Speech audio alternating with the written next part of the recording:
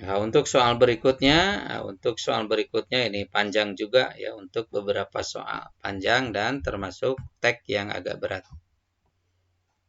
Inna hukukul insani fil islami minahun ilahiyatun manahallahu li khalqihi. Fahya laisat min hatan min mahlukin li mahlukin mislihi. Yamunnu biha alaihi wa yaslubuha minhu mata sya'a.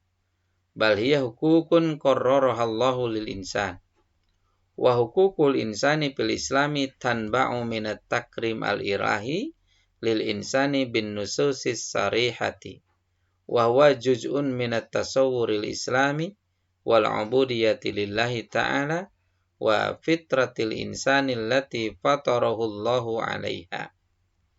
Hak asasi manusia menurut Islam adalah anugerah Tuhan yang diberikan kepada makhluknya.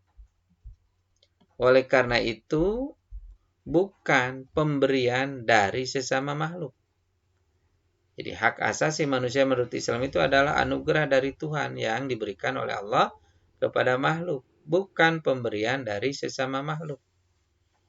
Yang dapat ia senangi, lalu juga dapat ia rampas kapan saja.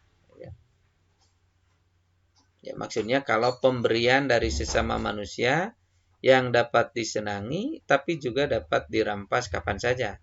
Enggak begitu ya.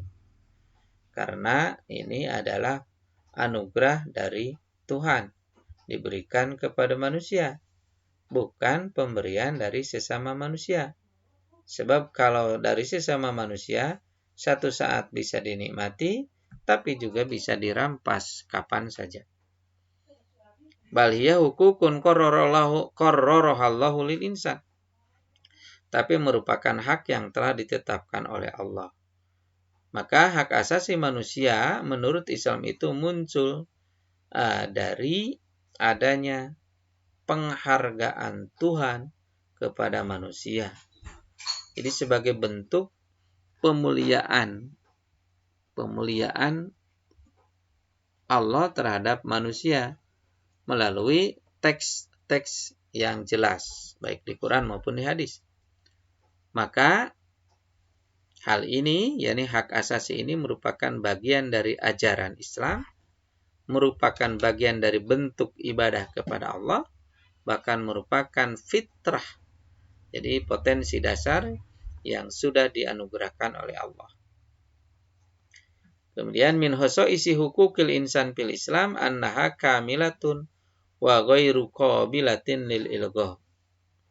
Di antara karakteristik hak asasi manusia menurut Islam yaitu bersifat sempurna dan tidak bisa diretul ya. Jadi tidak bisa tidak bisa dibatalkan. Karena merupakan bagian dari ajaran Islam. Amma wasaikul basar, sedangkan piagam manusia, maksudnya hak asasi manusia, berdasarkan piagam manusia, fahya qabilatun lita'dil, bisa diubah. Ghair muta'abiyatin alal ilgo, dan tidak bisa menolak pembatalan. Mahmajaro tahsinuha bin nususil mu'tamad alaiha, meskipun sudah diperkokoh dengan teks yang bisa diandalkan. Jadi meskipun ada teks undang-undangnya, tetap saja bisa dibatalkan, bisa diubah. Ya, contohnya kan Undang-Undang Dasar 45 itu bisa diubah. Ada revisinya gitu. Wa hukukul insan kama jaa bihal islamu hukukun mulzamatun syara'al khaliqu subhanahu wa ta'ala. Hak asasi manusia sebagaimana yang dibawa oleh Islam adalah hak yang pasti. Hak yang pasti yang telah ditetapkan oleh Allah. Falaisa min haqqi basarin an yu'antilaha, maka siapapun tidak punya hak untuk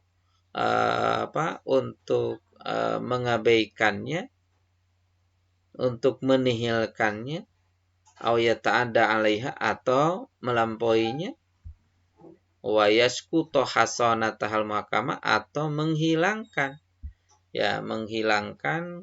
bentengnya yang kokoh. Di antara karakteristik hak asasi manusia menurut Islam bersifat sempurna, nggak bisa dihilangkan, nggak bisa dibatalkan. Karena itu merupakan bagian dari ajaran Islam. Sedangkan hak asasi manusia yang dari piagam manusia, ya itu bisa diubah dan nggak bisa menolak pembatalan meskipun sudah ada teks aturan yang kuat. Hak asasi manusia menurut Islam itu merupakan hak yang pasti karena telah ditetapkan oleh Allah, maka siapapun tidak bisa untuk menihilkan hak tersebut atau melampauinya atau bahkan merusak bentengnya yang kokoh. Ya, pertanyaannya, minal ibarati allati bainaha alaqatul ma'na bin nasis sabiq. Di antara ungkapan yang satu sama lain memiliki ikatan makna dalam teks tersebut. Jadi mana ungkapan yang satu sama lain memiliki hubungan makna yang kuat. A. Hukukul insan qabilatul ilgha. Ba. Hukukul insan at-takrim alilahi. Jim. Hukukul insan wasaikul bashar. Hukukul insan iradatul mujtama.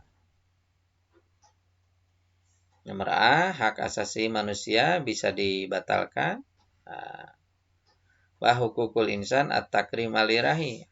Hak asasi manusia adalah bentuk dari penghargaan Tuhan. Jim. Hukukul insan wasaikul bashar. Hak asasi manusia, piagam manusia, memang ada hubungan ya. Ada hubungan kalau hak asasi menurut manusia. Tapi berdasarkan teks itu, yang tepat adalah ba. Hukukul insan at-takrim al-ilahi. Sedangkan dal. Hukukul insan iradatul mujtama agak jauh ya. Hak asasi manusia kehendak masyarakat. Nah ini agak jauh. Yang ada di teks nomor 1 ada, cuma nggak nyambung lah ya. Nomor J memang ada, kalau hak asasinya dari manusia. Tidak sesuai dengan inspirasi teks. Maka yang tepat, ba. Kemudian 58. Minal minah al-jauhariyah allati manahallahu lihalqihi. Saya kira ini mudah. Di antara anugerah substansial yang telah diberikan oleh Allah kepada makhluknya adalah anugerah substansial yang telah diberikan Allah adalah ya, tentu ya jim ya, hukukul insan, hak asasi manusia, khosois karakteristik, tasawur konsep, at-takrim alilahi. Nomor 59, alladhi yakunu asasan wa raqizatan linab'i hukukil insan fit tasawur al-islami, yang menjadi landasan dan pondasi munculnya hak asasi manusia menurut konsep Islam adalah yang menjadi landasan pondasi adanya hak asasi manusia. Jadi mengapa manusia itu punya hak asasi menurut konsep Islam? Apa landasannya? Nah, A. At-takrim al-ilahi. Ya, karena itu adalah penghargaan dari Tuhan. B. Al-ubudiyah lillah. Ibadah kepada Allah. Jim minhatullahi lil insan, anugerah Allah kepada manusia. Dal fitratul insan minallah, naluri manusia dari Allah. Nah, yang dekat-dekat dengan teks, yang ada sinyalnya di teks adalah at-takrim al-ilahi. Itu semata-mata sebagai bentuk penghargaan Allah kepada manusia. Jadi diberikan hak asasi. Nomor 60.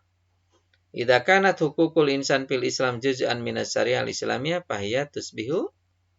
Kalau hak asasi manusia menurut Islam itu bagian dari ajaran Islam, berarti jawabannya ba kamilatun wa ghairu qabilatin lil ilgha, bersifat sempurna dan enggak bisa dibatalkan.